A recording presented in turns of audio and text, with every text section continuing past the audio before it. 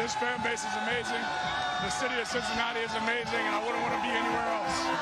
Desmond fakes a handoff, runs to the right. He's got all sorts of room to the 30, 25, 20, 15, 10, 5, touchdown! Bearcats! 20, 25, toward the middle of the field at the 35, and he is gone!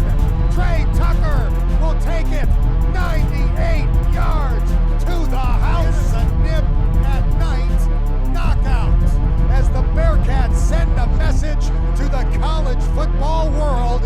Did you see that? There we go. Cool. All right, we're cooking now.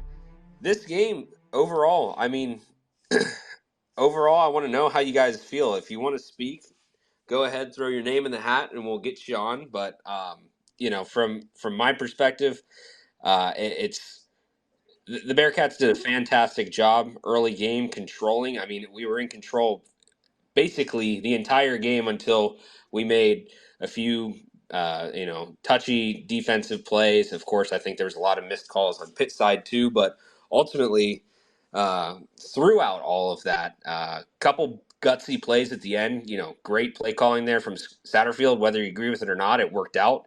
And sometimes it requires that ballsy play calling to end up winning a game like this, and you get down to the end of it and pulled out, and here we are, 2-0. Bearcats are on top. It is definitely 2-0. I think there are some things to work on for sure, but it feels nice to be 2-0. It definitely does. I mean, this is the thing where we definitely weren't concerned going into the EKU game by any means, but looking at Pitt, optically from a distance, we didn't really know what we were going to get to have offensively going into the season. We didn't really know how well the new defensive pieces would mesh together. And of course, there's plenty of conversation we can have on that throughout this game too. But I think overall they found a way to get enough done at the right time and just played it out. I mean, this felt like a Bearcats of recent past kind of win where you run it up early and then you're just sweating it out for a lot of the game. But they did really feel in control for a large portion of this game. And I would say even when it started to slip away, it felt like there was some hope there. But a lot of it, too, I think towards the end was just like, unfortunately, some ticky-tack calls, some really bad, pass interference plays. Overall, I think there was a lot to unpack there. But again, if you guys have any takes or you want to throw your name in the hat, just request to speak and we'll throw you on. But I'm going to hand it off here. Yeah, just real quick, Justin. I just want to give one last note real quick before I listen to the people. But man, I think there'll be some stuff to do in the corrections tomorrow. Good thing that we just don't have to I think Twitter would have been ablaze if this was a loss. So good thing we don't have to worry about that either. I think there's some things to work on, but it's a good position to be in where you can correct a couple things. And if you look around this league tonight, Justin, like I said this week, some of the other teams in this league are not really living up to expectations right now. And guess who just went on the road and stole a game in Pittsburgh? Your Cincinnati Bearcats. For all the other teams in this league, I'll catch up with the Texas score, but feels pretty good. Gentlemen, if I could just jump in here really quick. Love the insight so far. I think there's things to correct. I think that we're lucky that we have the fake Miami coming to historic Nippert Stadium next weekend. And I think there's an opportunity to correct some things next weekend before we have Oklahoma coming back or for the first time into historic Nippert Stadium. So I'm excited for that. I might be more excited for Hummer to shotgun beers on this week's episode of Cincy Slangin', more so than I am looking forward to Miami coming, because he has been a Satterfield doubter. It is officially Saturdays in Cincinnati, and I'm excited to see him shotgun those Cincy lights this week. I think everybody wants to shotgun a Cincy light after that game. That felt good. That felt really good. We're gonna need that. I think going forward this season, it's a requirement from all of you who are in here if you're a Bearcats fan. There's some of you who I don't know if you are or not, but if you're not a Bearcats fan, still shotgun a Cincy Light. And, go fucking Bearcats. Corey motherfucking Kiner is an absolute dude. Put some respect on his name. That man carried this offense. I'm so happy he is finally getting carries and doing what he was expected to do last season. Just an absolute dog. Love it. Love to see it. And our D-line did an absolutely fantastic job for this game. They were pressuring him all day, even though he could not hit the broadside of a barn with a football. But all around, I think it was a good, solid game, other than some questionable play calling. And like you said, those ticky-tacky calls that they were calling on our DBs and the invisible holding that they couldn't see. But all in all, W is a W. We'll take it. Go Bearcats, baby! Go Bearcats. I mean, I actually, you bring up Corey Kiner there, and I really want to kind of unpack some of the individual performances from this game. Let's start with Corey Kiner. 20 carries throughout this game.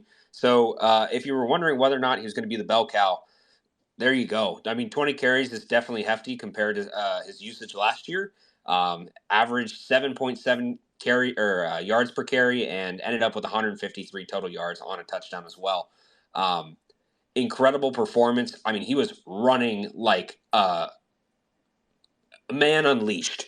It was insane. And he was leaning into tackles. He was fighting for those extra yards. He was throwing stiff arms left and right. I mean, he was he was snapping people left and right. It was incredible to watch because this is the Corey Kiner that everybody knew that he could be. And we're finally getting a taste of that in a big game like this. And I mean, I don't think it's arguable. He was the star of the show tonight. I mean, I don't think anybody else really put up some kind of super convincing performance that just really blew you away. But for some other strong performances as well, of course, Emory Jones, 18 for 26, 125 yards, 2 touchdowns, did have 1 interception, which I think everybody wanted an aspirin at the end of that game there after that interception. That really felt like things were starting to crumble. But, of course, Bearcats defense buckled down and made some huge plays. Shout out to Jack Dingle. That sack on 4th down to shut everything down was just awesome. Like that was the play that finished it off. That was the icing on the cake. And then of course, a couple other really strong like plays going for 4th and 1 a little bit before that as well. Really overall great performances there. Braden Smith as well. 5 receptions, 59 yards, averaging 11.8 on a touchdown as well. D. Wiggins, 3 receptions for 52 yards, averaging 17 and a half. I mean, I think the receivers did really good there. And of course, this is one thing that I really want to touch on. It's Singletary. I think, we've kind of relied a lot on tight ends in the past. Last year, the tight end play kind of fell off a bit. And now we're coming into this year and we're kind of wondering, where some of these guys are actually going to fit into this offense. And of course, I think Singletary is, making his case, and it looks strong. I mean, this was a great first touchdown for him to start everything off in this game. And that was it was awesome to see. Xavier Henderson really kind of fell away in this game comparatively to where he was in EKU. Only 1 catch for 10 yards, still averaging a first down. So take that there. But, I definitely thought we'd see more of him than we did, but alas, here we are. And then switching to the defensive side of the ball, Brian Threats, 7 total tackles, 4 solos. Jack Dingle, also 7 tackles, with 2 tackles for loss and a sack there. Of course, that clutch one that we talked about there at the end. Handful of sacks across the board. We had 5 total as a team. Half sacks from Grizak and Van, as well as a sack from Corleone and Briggs. Some of the typical names you'd expect to see there. Of course, Deshaun Pace, Dorian Jones, Juwan Briggs, Taj Ward, all 4+ tackles there. I think the defense did a hell of a job in this game, and they really kept us in it for a lot of that. But at the same time, I think some of the coverage plays were a bit questionable, and there was a little bit of handsiness going on in the game too, which felt a little shaky. But ultimately, Bearcats figure it out. and can mesh everything together. So I'm curious from you guys, what were some of your highlights from this game? What were some of your takeaways? Who were some of your individual like performances that you really, took away from this game and people that you're looking forward to this season? I think Justin Harris's response after he got that last pass interference call where the ball was thrown 12 yards over the dude's head, and then he makes that crucial pass breakup. That perfect way to respond, in my opinion. After, I mean, to be fair, he had a rough night. He had a couple penalties called on him, but also one of those could have gone either way on that pass interference in the end zone, whatever. But I really think that he responded well, making that pass breakup. And like you said, Brian Threat's absolute perfect hit that got called for targeting, got picked up. He did a great job. Eric Phillips, absolute unspoken hero of that first half. He was getting after it, pressuring him. I think he got a sack. Could be wrong, but just all around great job. And like you said, Braden Smith impressed the hell out of me today. Honest to God. I think my big thing is, we might have probably gotten upset that Satterfield really went conservative at the end, but the team definitely, they knew what they were doing. They might have bent, but they didn't break. They kept going. And I don't know. I think this team has really bought into what Satterfield brought, and I'm hell of excited for the next couple games.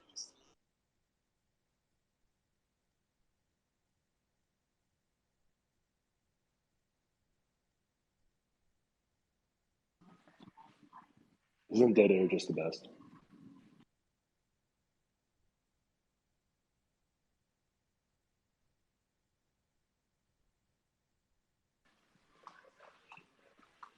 Hey, John, welcome. Let's. What do you want to add to the conversation?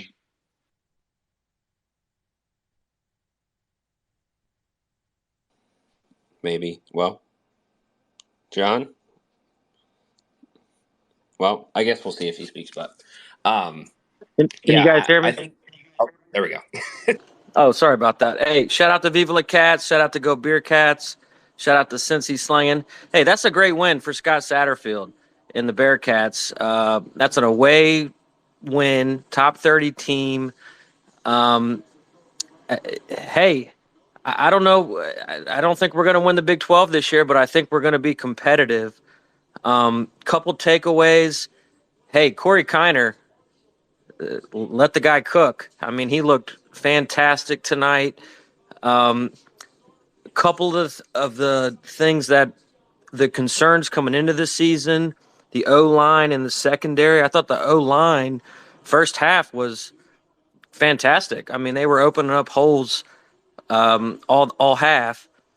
The secondary still looks a little suspect. I think some of those things can be fixed with coaching, but hey, there's a lot of good to be taken away from this game tonight, and I'd like to see a little more of Emory. Maybe Satterfield got conservative, and we needed to open it up a little bit. But that's a great win, fellas, and I think that's a big win. So happy to hear you. Massive Dubsky, boss man. I completely agree. Yeah. Sorry, I was just getting our food order and getting out here. It's only 7:30 here out in beautiful Arizona, but yeah, I completely agree. Huge win. I think that's something too where I've been waiting for a win like that for Coach Satterfield. I mean, obviously it's only game 2, but I kind of think he wasn't fully bought in yet by the entire fan base, and there's definitely some things to question there, but going 2-0, beating a rival on the road feels pretty good. I hope that everybody can really rally around this team for the next 2 games, because the next, obviously Miami next week, and then you got the big one, you got Oklahoma, and they look good for sure, but I think they only scored 28 points last time I checked against SMU, so you never know, especially a home game there too. Well, I just, I want to add this in real quick here because talking on Pitt specifically and specifically about Scott Satterfield, we've harped on this a little bit already this past week, but I think this is one of my biggest points for this game is that you have the advantage of Scott Satterfield in this game, and I think partially that could have been what a lot of what we saw in the early game, like game plan, was. I mean, it was just a very aggressive offense, very aggressive defense. And I mean, I think that's Scott Satterfield knowing Narduzzi's scheme for Pitt, but at the same time, he also he has that experience, but he also has the advantage of having sort of a reset with a team, different skill sets, different players, kind of different strategy there to throw at Pitt at the same time. So I think it's kind of a 1-2 punch that Satterfield really gives you an advantage in this kind of ACC, opponent that he's used to playing. So I think that's a big part of what our advantage was today. But I'd be really curious to see too how this translates and how Satterfield can kind of work off of this. Of course, going and playing Miami next week, I don't think it's really going to be anything that's. Hopefully, we're not going to struggle there, and we're not going to run into any issues. But knowing where we stand in this game, hopefully there are some things like you said that could translate over to Oklahoma, and you can find a way to work some magic there.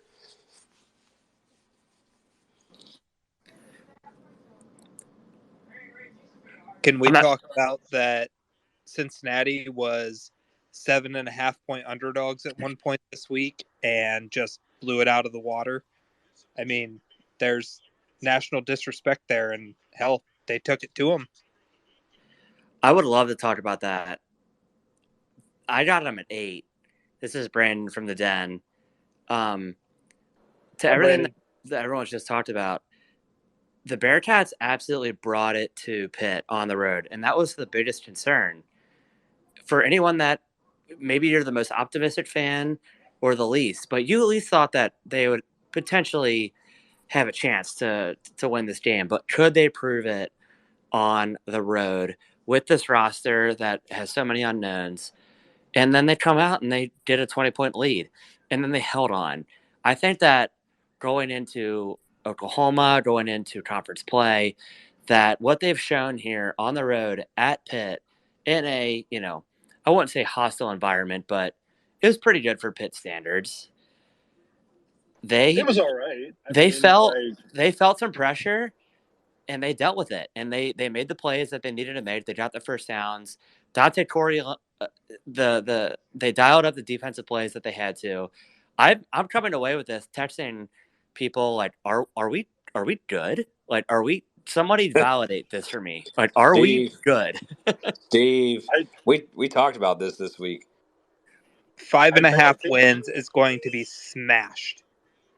I completely agree. I think, Justin and I were a little bit more optimistic than maybe we should have been, but a couple of the group chats were talking today about just, what we lost really in the transfer portal and what we've gained.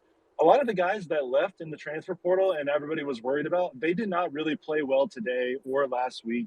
And I think Cincinnati has probably improved in the transfer portal. I think our roster is better, honestly, for the guys that we got in the transfer portal. Because if you take last year's team and bring them here, I don't think they win this game, to be honest. I mean, you got issues with offense and quarterback and everything like that. We don't need to rehash last year's team, but I do think that this is a positive for Scott Satterfield and for this year's team to show that, man, you just went in and stole that game. You punched him in the mouth early. You kind of, maybe the second half, you could have done a little bit more there, but I don't really, I hate doing the comparison game, but I'm going to do it.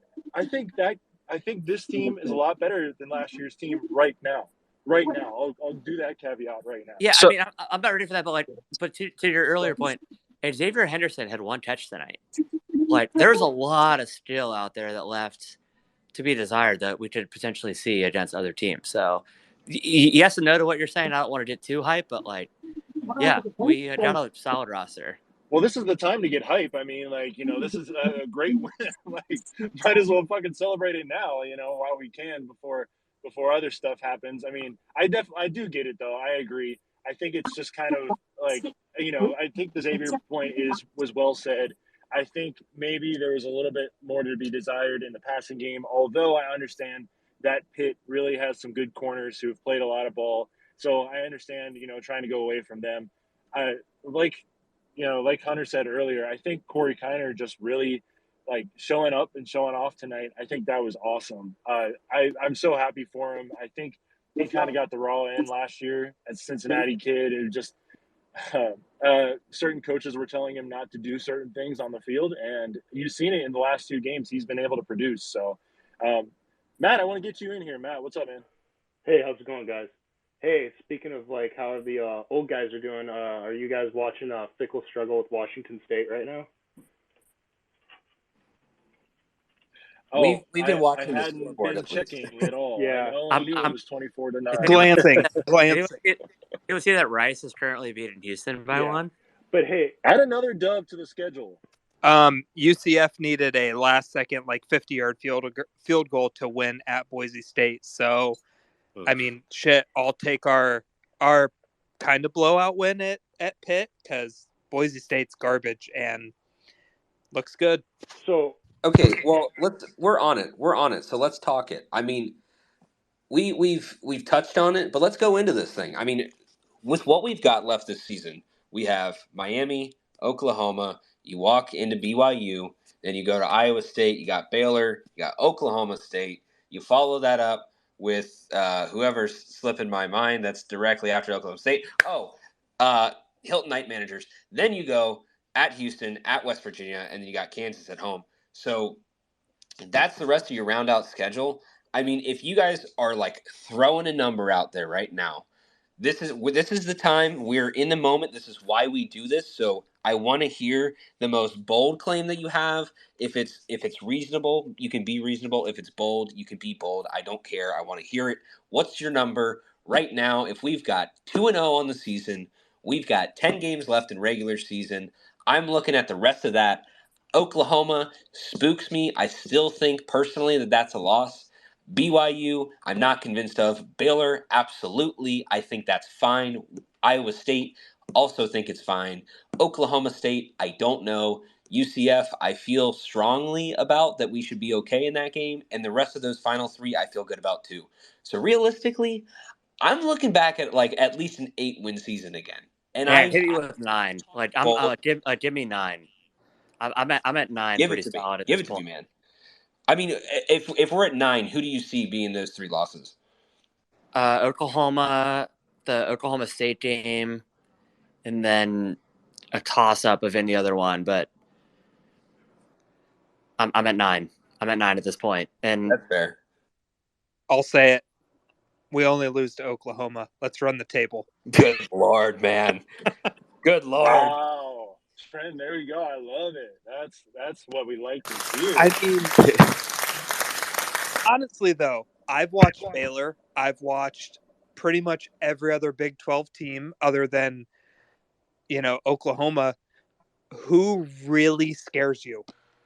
Maybe going to West Virginia, maybe going to Oklahoma State. Well, when we get Texas in the championship game, that might scare me a little bit. There you go. Okay, is Texas back? Texas is back. Texas Did is they back. win tonight? we don't play Colorado, and they're a wagon. So Did Texas win tonight? Well,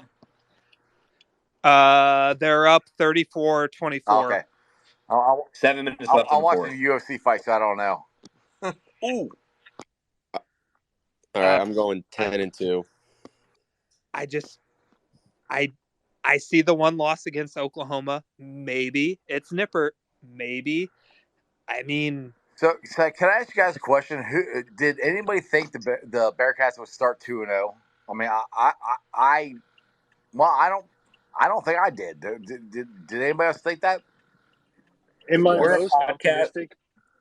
Go Well, ahead, guys. We're a podcast, so and we're homers at the end of the day. So I'm not going to speak on behalf of Steve. I'm a homer too. At the same time, I'm going to say out loud, yes, absolutely. Internally, there's a strong part of me that's chattering my teeth going into that game. But I still felt very strongly that we could win this game. Did I think that it was a guarantee? Absolutely not.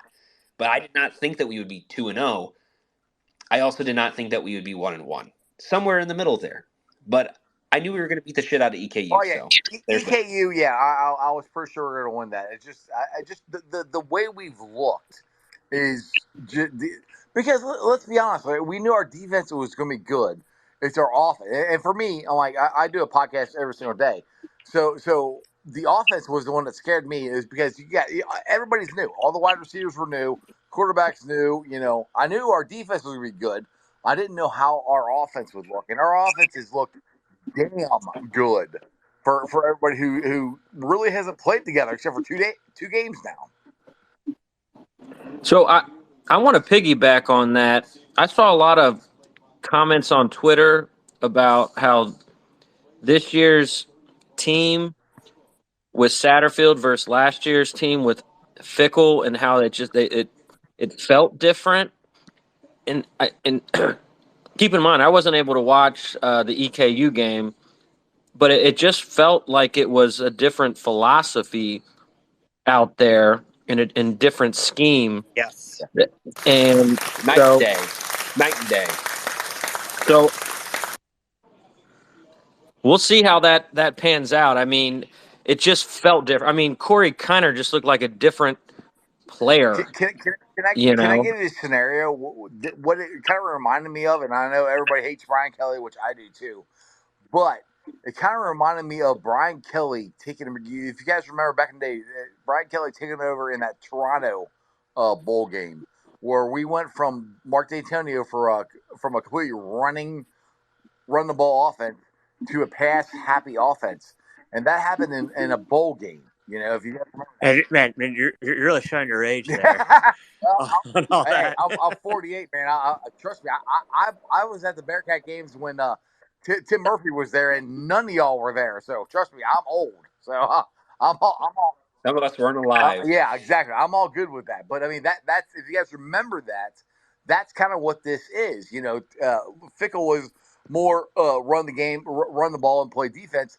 And Satterfield is throw it around, and that's kind of what this team has reminded me of how they've done the change. Which they still have the defense and the players that Luke had, but the way Satterfield has come in here and brought guys in from different teams, it's a pass-happy offense. And dude, I'm surprised as how good they are.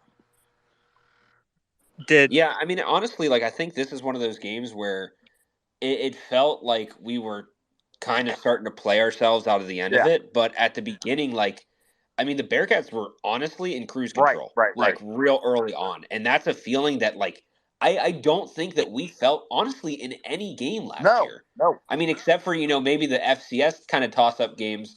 Or, Miami is basically an FCS team at this point, too. But I think, when you're talking about the feel of that game and the feel and the transition between last year and this year, we saw it against EKU, and we saw it for a real hot 2.5, almost 3 quarters in today's game.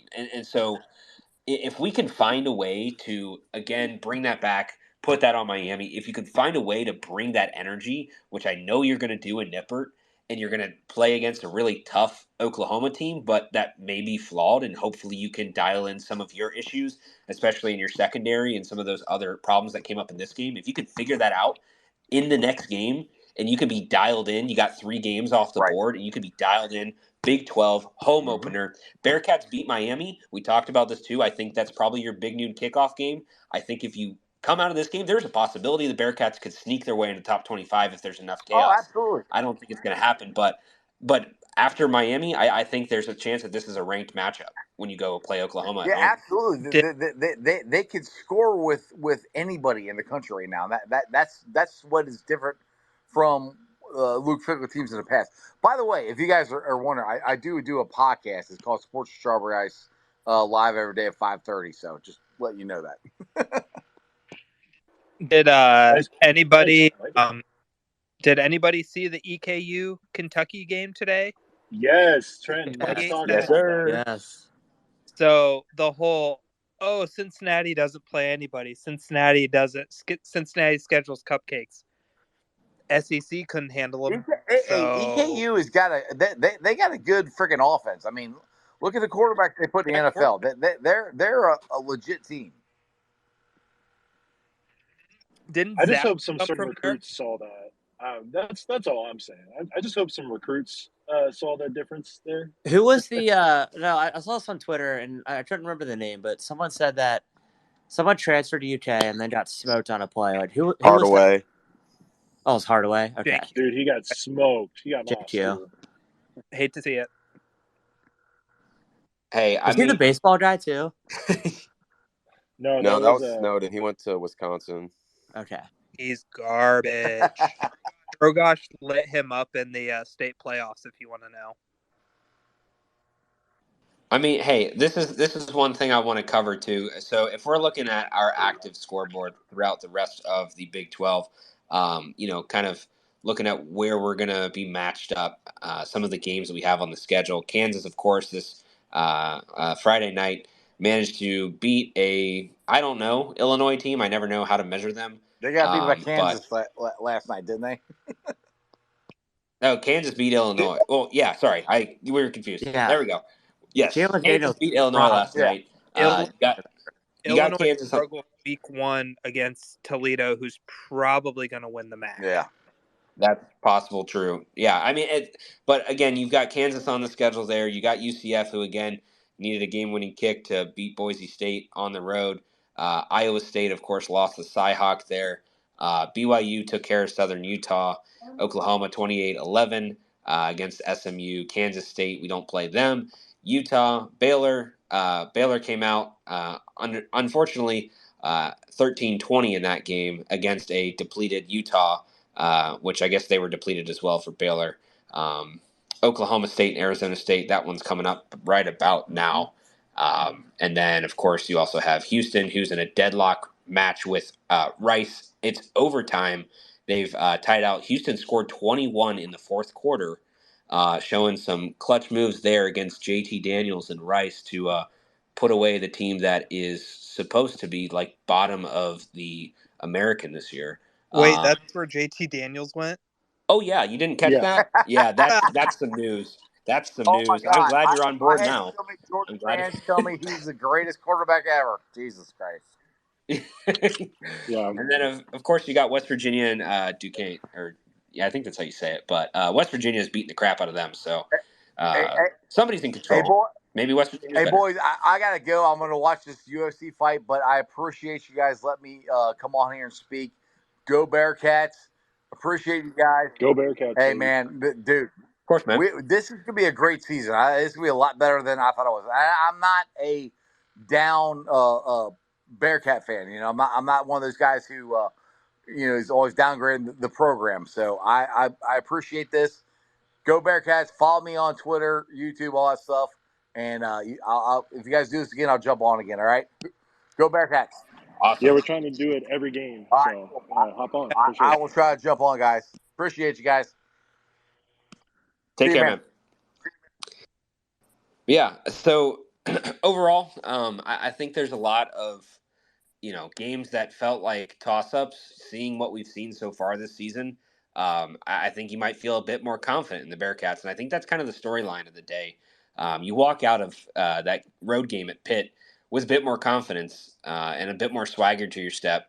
If you're the Bearcats and you look forward to some of these later season matchups where I think everybody starts to get dialed in. But if this is where you're at, and some of these other teams are still figuring it out too, I think there's a lot of hope, and I think that there's good reason to be an optimist. And I don't think that the Bearcats have shown us anything that's doesn't look like it could be fixable. There's nothing that's just flat out broken. There's some things to work on, but there's a lot of potential here. And I mean, the sky's the limit. The Bearcats everybody counted them out, and here we are, and sitting 2-0, and we're almost halfway to that. We're almost halfway to the 5.5 there. So look where we're at now, kids. I think Is anyone in here that was at the game in Pittsburgh? Want to talk about the experience? Ooh, I don't know if we're gonna get anybody from the game. No. Yeah, they're probably all walking out of the stadium still. Yeah. I'll hit up Professor Buzz. All I can say is the only thing that really worries me is the depth on this roster when we're rotating in the two 2 deep and 3 deep when we're starting to get into the nitty gritty of the, P5 slug down the stretch. I'm hoping we have the dudes that can go, but man, it's going to be a battle. So I think that's kind of one of the only things that worries me is, can our guys stay healthy? Do we have the depth that we need to? Are we going to be able to go deep? Yeah, and that's a very fair point too. I mean, that's a thing where you don't get to see a lot of that when you're playing a tighter game like this. You're gonna, obviously have a lot of your starters out there, but as the season burns on, I think hopefully if we can manage to stay healthy and we can manage to keep these guys in, keep them refreshed throughout the season, things should be looking up. I mean, and ultimately, what we've got coming up, it feels like you can connect a few dots and make some things happen. I want to leave us off with this one point, which felt really, I thought I agreed with.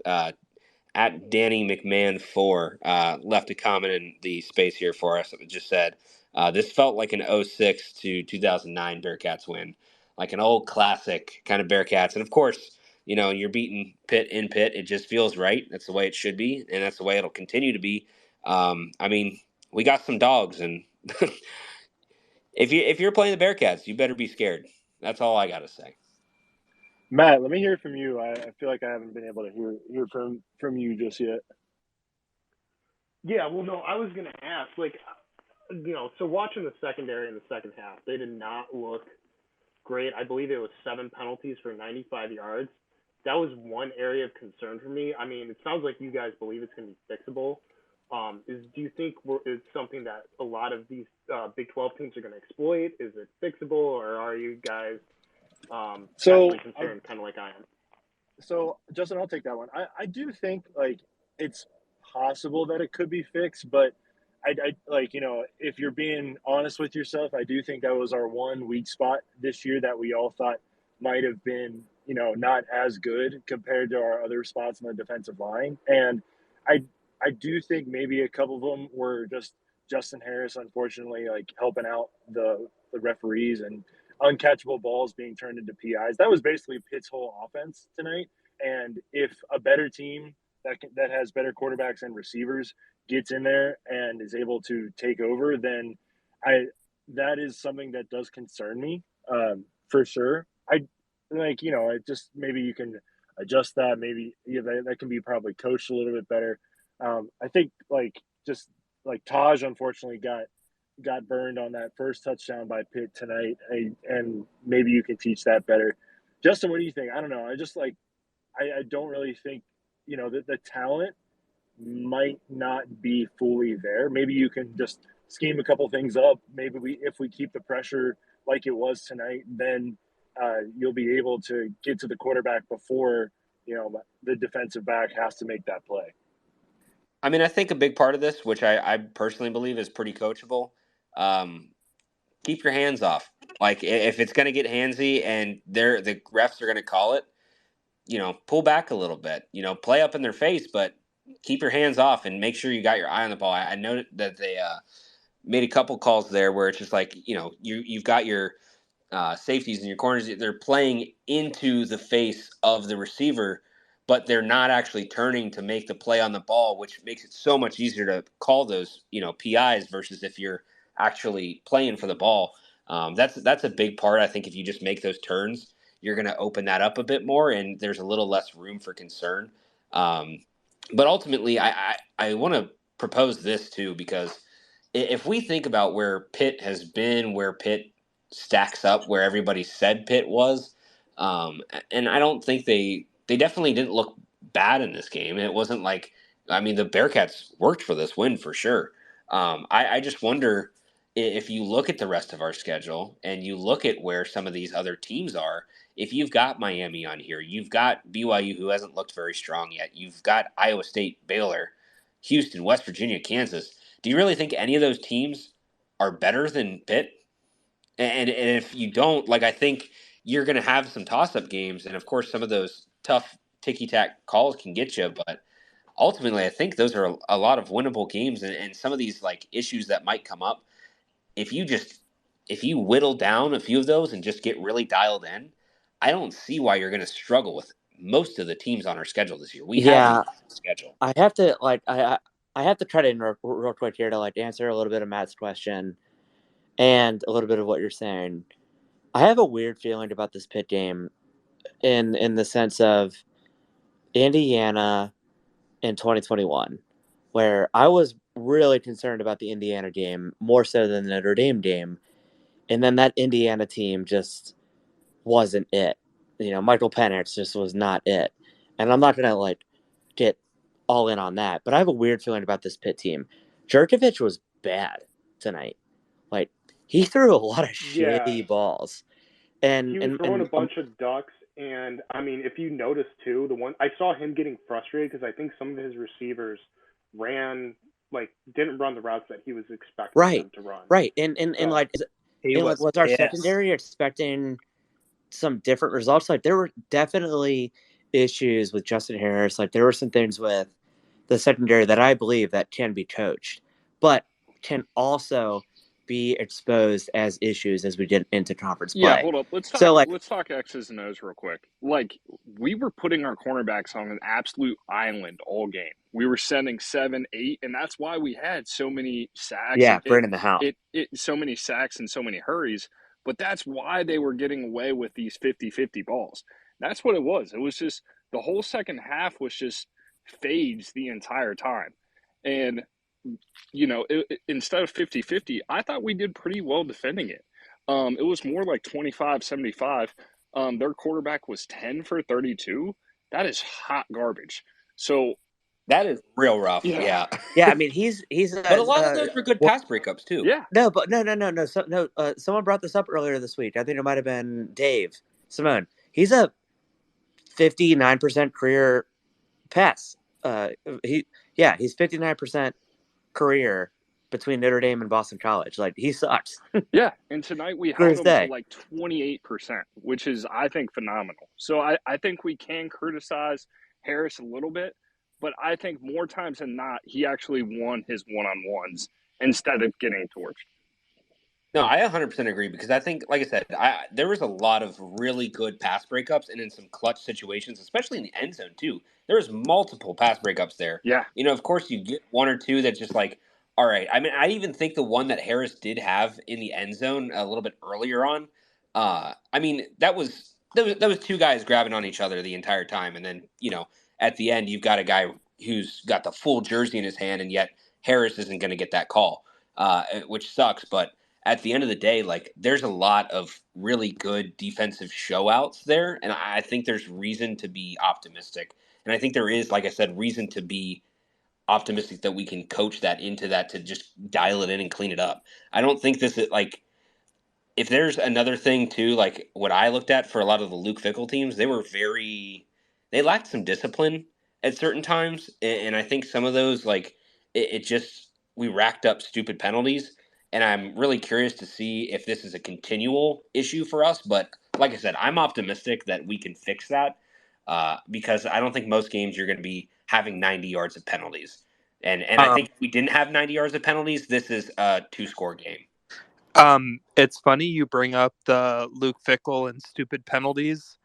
Their DB or whoever it was, might have been an offensive player, smoked a Washington State DB like 10 yards down the field, brought the ball back. Then they fumbled the next play. So, yeah, the stupid penalties I'm thinking are going out the door as the longer Satterfield's here.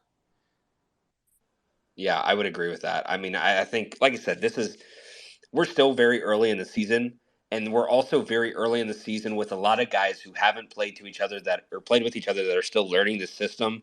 Some of these guys, think about like the Cincinnati guys who did stick around, even defensively, like they're playing a scheme that they aren't used to. Like they had to relearn some of these things because they played for Fickell, and then Brown comes in and sort of shift things around. So you're changing some of that stuff up. And I think that's another thing. They seem to be doing just fine. Can I talk about Brown real quick for a second? Man, our defensive line is phenomenal. Oh my god, it was amazing tonight. And dude, they hit fucking hard. I think Jerkovic was seeing people because, man, he got hit hard a couple times tonight. And, like, they were just, man, I don't know. I think that was just something that I noticed was that they were just making some hard contact and hard plays when they were getting there. And I was just, I mean, obviously, there was hard contact as well under Fickle, but it was kind of just like, I think at a certain level, you see the speed and like guys like Jawan Briggs who have been playing for a while, and Dante and Griesiak. I think Griesiak had another good game tonight as well. I think that that's going to be another big pickup for us from the transfer portal. But that was just one of my takeaways as well. It's like, man, they hit really hard tonight, and I was kind of shocked to see that Jerkovic was able to hold on to the ball so many times because he took some licks, man. I mean, it was all game, too. It wasn't just like in one little portion. It was the whole game. He was getting chased around. And we actually talked. So this week, our episode, we recorded with the loyal sons of Pitt. RIP to those guys, unfortunately. They talked a lot of shit this week, and I think it did bite them in the ass. They also did say fuck Harambe, which I think is what cost them the game. Regardless of all that, they made some interesting points about Phil not really having so much mobility. I think there's a couple times where he honestly just got away and our defense kind of broke down. But for the few times that, he did manage to get away, I really think a lot of the time he was just eating it this whole game. And that felt like, again, you really control that. You have the pressure up front. You have pretty good coverage and pretty good pressure back there when you're actually trying to make those passes. So if you're pressuring the QB, you're pressuring those receivers, you're not really allowing a lot. I really think that the defense shut a lot of things down. I think, again, like we said, I think my player of the game would be Corey Kiner, but I think on the side of the ball, the defense for sure won the game for us here. Dude, Corey Kiner was an angry man tonight. I saw him on a play where he could have cut to the open field and gained about 3 to 4 yards. He ran 2 yards straight towards a guy and put his hand right through his helmet. Like, he was an angry man. It was so fun to watch. Do you guys remember Byron Threat's nickname out of high school? Nobody? Tell us. I do not know. It's 2 shots because he got shot twice in high school. Jesus. Oh, my. Well, there's a reason he brings the boomstick. Oh, my. Anyways, all right. Oregon. Okay. Oregon and Texas went final, 38-30. Quick change the subject. Wait, I got one. I forgot one player when we were talking about individual performances. Jordan Young did a phenomenal job tonight covering Pitt's wide receivers. I just wanted to throw that out there. I completely forgot about him earlier, but I just want to throw that out there. Yes, sir. Some of these things are like stats that we don't get to have, and I really wish we could see some more advanced stats on some of these guys because, goodness gracious. Did anyone else see the blatant holds, like especially on third down? How the refs didn't see it, so I didn't see it. Oh my God! Every time on Corleone, every time. Jesus Christ! I was getting so mad. It was so bad, so bad. Like especially I just don't know. I think we were up 10-0 at one, and there was like a big third down, and that's when they finally scored. But it's like we would have had it, but I think it was Briggs. You just saw his jersey just like almost get pulled down to his belly button. It's like how the hell did you miss that? Yeah, it was pretty much the refs, entire baby. first half. Yeah, that's what scares me. That's Big 12 refs. Scary. I didn't get the chance to actually watch the game on TV, but like how bad was like the reffing just in general? I mean, the missed calls were atrocious, and like some of those ticky-tacky pass interference calls when guys are hand fighting. I mean, to their credit, they did pick up the targeting flag that they threw for Byron Threats, which AAC refs might not have picked up. But, I mean, it was pretty much hot garbage, no calls on holding like it was in the AAC for the most part. Oh, lovely. Okay. Because, like, at least they brought the flag back for Threats on the targeting. because like that would if we would have lost him for that, that would have changed the game big time. That's a really good point too. That would have been a hit by swing call him. for sure. I will say, if anybody got to see it back in slow motion, perfect hit, like Textbook. shoulder to chest, everything, textbook. everything. Yeah. Well, and that was the thing is like, I mean, I'm not gonna like sit here and say like I'm a expert analyst or I know ball like better than anybody else, because I definitely don't. There's a lot of people who know shit a lot better than me. But when I watched that play live, I didn't think anything of it. I was like, damn, that's a hard hit. And the next thing you know, like they go to targeting, and then it's like escalating this whole thing. I'm like, what the hell even happened? Like, I don't think anybody was questioning. I don't even think the player was like, looking for a call either. He kind of just got up and walked away, and then all of a sudden there's a targeting call. Real quick on that, I just want to give one last thing, and I'm gonna roll off here. But I think the 3 drives that Pitt had tonight, you could honestly look at them and say if penalties had not aided these drives, like maybe the one long pass to their tight end, there wasn't that many penalties on that, but they got 2 penalty aided drives that took about 6 minutes each off the clock. And dude, like not every team is going to get that. I think Pitt got I don't think they really got a home roll, but man, other than that, the defense, like, they were getting them off the field pretty consistently in 1 or 2 series. I do think that, some of those penalties did extend those drives, and of the 3 scoring drives they had, 2 were just slogs that were just extended by penalties. If you can clean that up, I think the defense can be. I mean, I don't even want to say even better, because I think they were still pretty good tonight, regardless.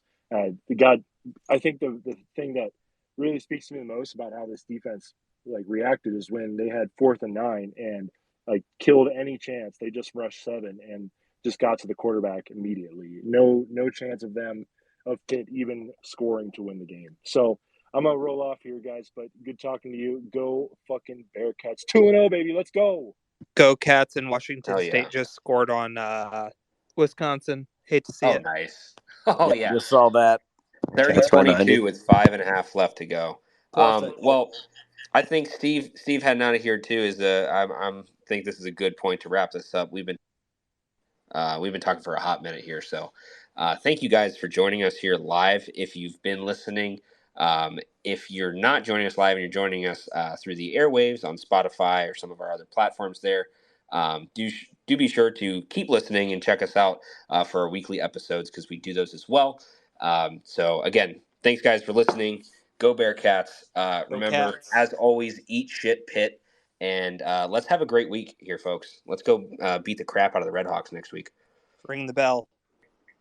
Ring that damn bell and flip that paddle wheel over to the right. Actually, it didn't even be flipped. It's staying where it was, and it never left the trophy case. So that's how it goes. Eat shit, Pitt. Have a good night, folks.